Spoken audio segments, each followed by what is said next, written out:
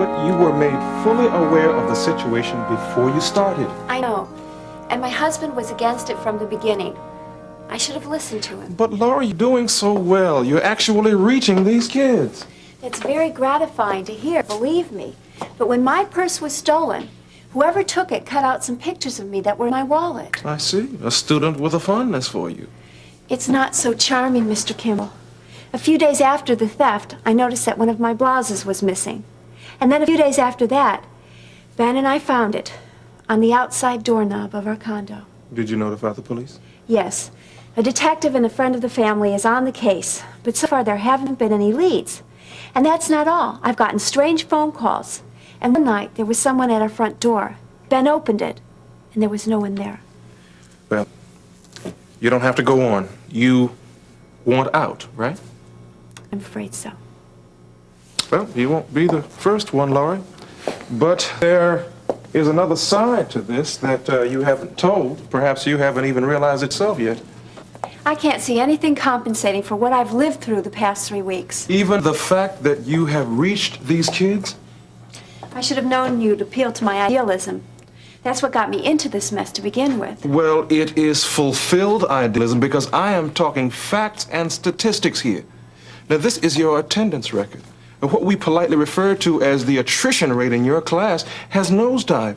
You've only lost 2 students, one to the Army and the other to the judicial system. And I know that is not compensation enough considering your circumstances. Mr. Kimball, it is gratifying, as I said. And However, it's probably more impressive than you realize. Laurie, I can't tell you how many teachers have sat here with their white flags unfurled, politely asking or loudly demanding that I release them from this job. Sir, I think my situation is different. Very different, because you've probably got better reasons than anyone else for leaving. But suppose I provided you with an extra measure of safety.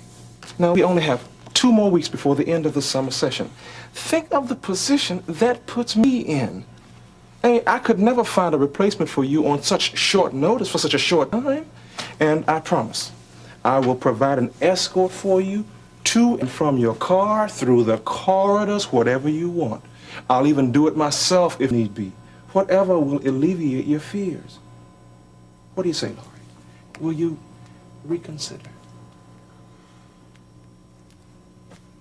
All right.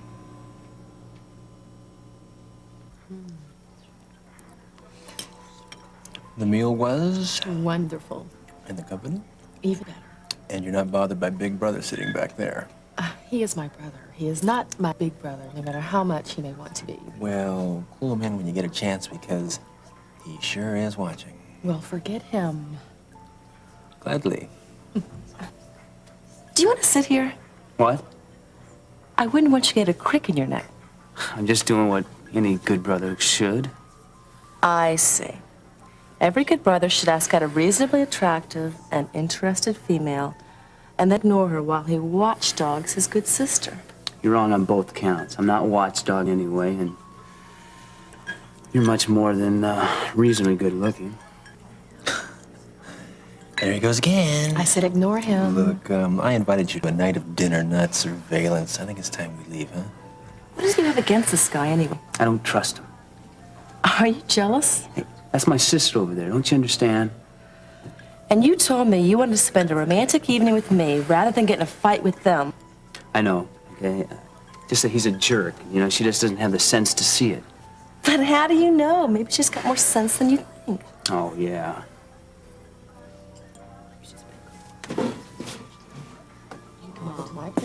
I was thinking more like you might come over to my place. What? Oh, Gil.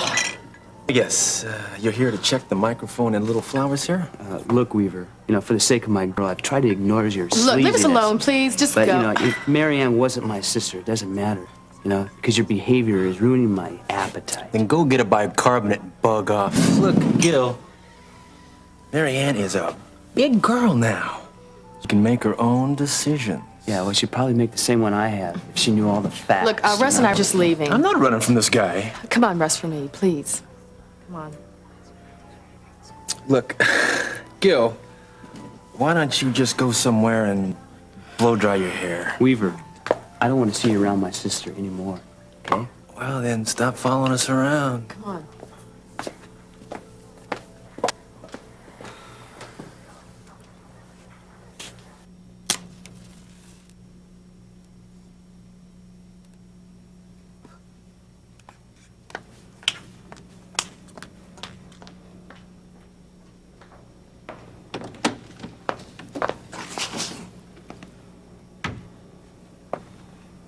Oh, no, not tonight. Gene, I didn't see you come in. Over here, lady. So what is this, the part and parcel of a master plan, right? No, just a quiet evening at home. Oh, really? Where's the violinist? No, no, no. No violinists, no waiters, and no Jimmy. So did you send Jimmy over to see Mom? Nope. He's at a friend. He's spending the night. Can you smell the roast? You mean a roast for me? Well, look at this. Now you come around. This is all very nice, lady. Romance and privacy don't mean a thing. Mention food and you're a new man. Well, I'm sorry. I just had a hard day today. Well, I don't mind. Come on, sit down.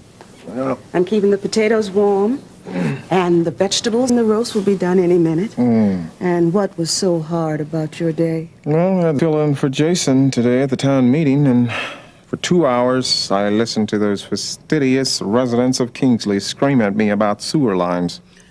Well, you just forget about it. I can't. I've got 4 proposals in my briefcase there, babe, that I have to read tonight. So, I have to come up with 4 ideas how to reroute sewage. Well, Jean, please. The world out there ceases to be, for now. Let's talk about something else. Is the roast ready yet, Carla? I was just... Any bit longer. Oh, good. Well, this is nice. Why don't you read your reports and I'll go stir the gravy and then maybe we can pretend we are having a romantic evening. Who says we have to talk? We do, when there's still so much that needs to be said. What is this, a prelude to war or something? Not war, an open discussion. That will only lead to an argument, and, well, at least I'll be well fed when I storm out of the room. Oh, look. All right, come on. I was only kidding, gosh. I talked to Reverend Cruz. Like I said, prelude to war. Carla, you know how I feel about that. Now, what'd you tell him? I only told him that we had discussed our problem. We're not going to see a marriage counselor. But I only told him that we brought our problem out in the open. So it's out in the open now. What are we gonna do? Kick the thing to death? I wish we could, Lord, how I wish we could. Well, I can't. I can't stand the fact that for 2 years, some other man has been giving you what I could never give you. No, that's not true. Now, that's what you're driving yourself to believe, and that's what I'm fighting to keep from Now, doing. look, you set this whole thing up with Reverend Cruz, the whole works.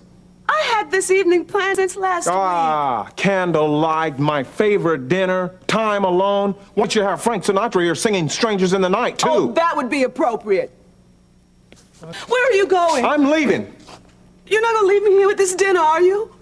Carla, you have got time, so why don't you call Reverend Cruz over here? How much time do you think we have, Gene? How much longer do you think we're gonna last?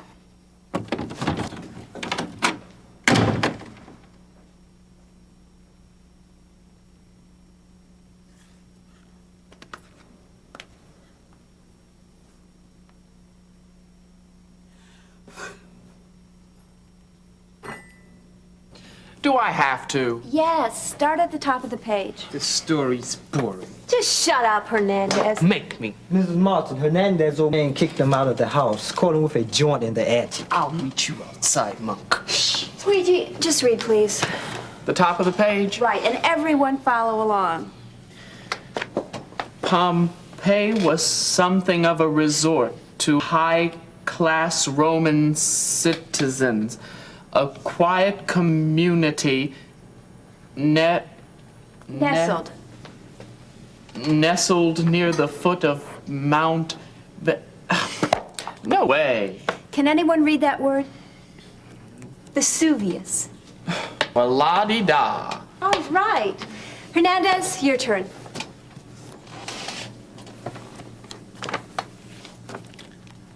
Slowly she turns and reaches for the top button of her blouse. Gary starts. Hernandez, put that magazine away. If I read what I want. I said put it away. I'm sick of being told what to do. Hey, easy, man. Where to live, what to read. I don't even want to read. Well, then can I have the magazine? Forget the magazine. Just pick up your textbook. You can't make me. Hernandez, I am sorry about your situation. I don't need your pity. Do something. He's crazy. Hey, look, man, your old man kicks you out the house twice a week. I mean, what's really bugging you? Just leave me alone. I can handle this. You can't handle anything, Teach. You're on the same side as the rest. And what Hey, side don't is... try talking to him, Mrs. Martin. Gets like this every once in a while, don't you? Man, just give me the magazine. Stay away. Hey, I said give it. Don't touch me.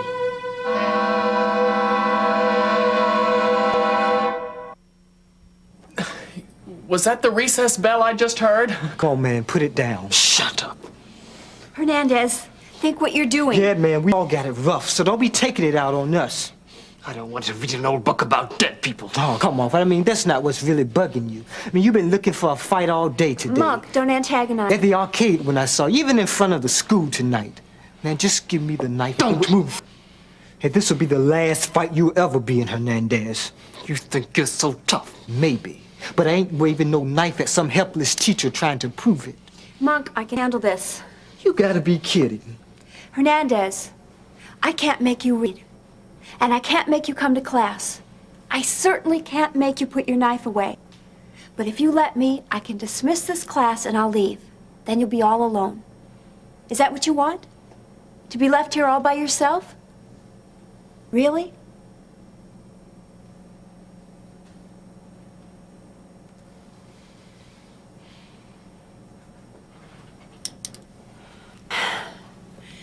Thank you, Jesus.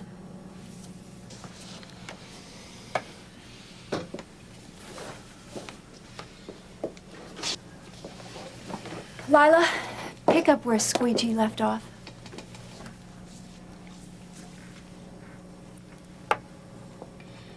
Mount Vesuvius is found in the Bay of Naples in southern Italy. In the year 70 A.D., Vesuvius rumbled to life and showered the city of Pompeii and a neighboring colony with volcanic ash and lava, burying the city and leaving for future explorers a city Very nice, frozen Mrs. in Martin. time. Keep up the good work. Archaeologists have even found political slogans on the walls, left there on the eve of a local election. Now, how does this tuna surprise sound? Oh, I think you better put that under maybe. Do you know I have 7 maybes and only 2 for sures? I didn't know I was taking in such a finicky eater under my roof. I hope Bab's not so particular. Yeah, how about Babs? When is she getting out of the hospital? Oh, in a day or so. She'll have the room next to yours. That is so nice of you. I can't believe it. Do you always take in strays? Oh, only the human kind. I never had such a compassionate heart for animals. I don't believe that at all. I'm getting to know you, Ione Redl, and I bet any cat scratching back door would have a bowl of milk in 30 seconds. Maybe a kitten. Yeah. No, I'm serious, though. You really have quite a gift the way you just open your house up to people. Here, you know, all the time that Daddy and Nancy were taking care of me, I thought that that was hospitality. Oh, well, I'm glad you're here. Stuffed shrimp. Oh, my mother always made that. I love that. Thank goodness. I'm going to serve you up something that's going to make you feel right at home. That'd be nice. Gosh, I really do miss my mother. I hope maybe Mr. Webster can find her. You miss your whole family, don't you? Paul, of course, and Frederick. I don't know. I guess I just wish they would know me and know what's happened to me. And Frederick, I really want to see him. How long you been divorced now? A year this month. I'm thinking about getting in touch with Paul to see if maybe he would send Frederick over here to see me. Well, why don't you? Because I'm scared. We didn't leave things on the best of terms. Oh, few divorced couples do. But you've got nothing to fear, Miriam. If and when you do, the Lord's going to be watching over you.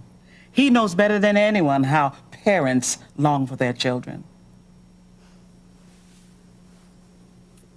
Twice in one night. Why? What's it all about? I was wrong for trying to start a fight in here, I know. You know, I don't call a guy trying to hold your sister's hand that much of provocation. He kissed her. No, not in public. It meant something to me. It looked as if it meant something to Mary Ann, too. Well, that's what I want to stop. But the question is why? I mean, if it's just stupid male ego or the code of the hills or some ironic threat to your masculinity, I'll understand. Oh, you'll understand. Hey, guys who don't deserve my sister don't have the right to go out with my sister. You know, Mary Ann thinks that she's just goofing off with this guy, but Weaver's got something else on his mind. Well, what else does he have on his mind? Fooling around. No. Stop it, would There's you? nothing worse than a guy that goofs off when he's got fooling around to do.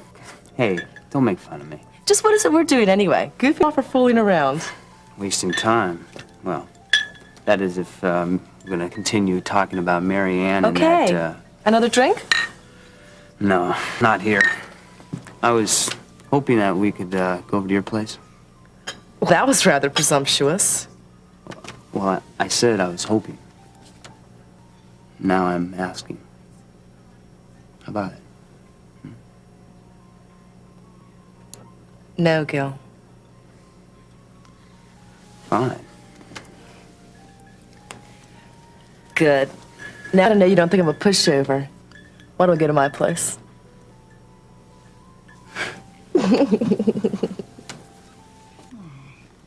Miriam? Yeah. I don't mean to be rude, but I'd like to talk to Mama. Oh, sure. It's no problem. What's wrong, honey? I made this big dinner for Gene, his favorite, and before I can get it out onto the table, we were at it again. Oh, same subject. I told him I had talked to Reverend Cruz, and he wouldn't say a word to me after that. He just left? After saying the whole dinner was a setup, yes. You know, I don't believe him. Of all the nerve. Oh, easy, honey. I want to be close to him. Deep down closeness, is that so much to ask? Well, only if you demand it right away. You know, Carla, the heart can't heal so fast. You know, you two have been separated so long. That's what he keeps saying. And it's just because he won't forgive and forget the past, and because of that, he keeps pulling away from me. Well, maybe you're pulling him closer before he's ready. Now, Carla, honey, just how much of this perfect evening was a setup? All right. I wanted him in a good mood. But he had no right to walk out on me. Now, you can't defend that, Mama. Oh, honey, I'm not trying to defend anything. But we know there needs to be some change made. And we might as well start looking to change what we can in ourselves first. Just don't see how Gene and I can put all this together again. You can't. But if you just let go and let God do it, you got a chance. But you got to do it on his terms, not on yours. I'm starting to think he has his limitations, too. Only those we invent for him. Well, what about time? That's no invention. I don't follow. I'm talking about when things have to change. Now, that's in the Bible. Work in the day, for a night will come when no man can work. And sometimes I just think it's too late for Gene and me. There's nothing anybody can do about it.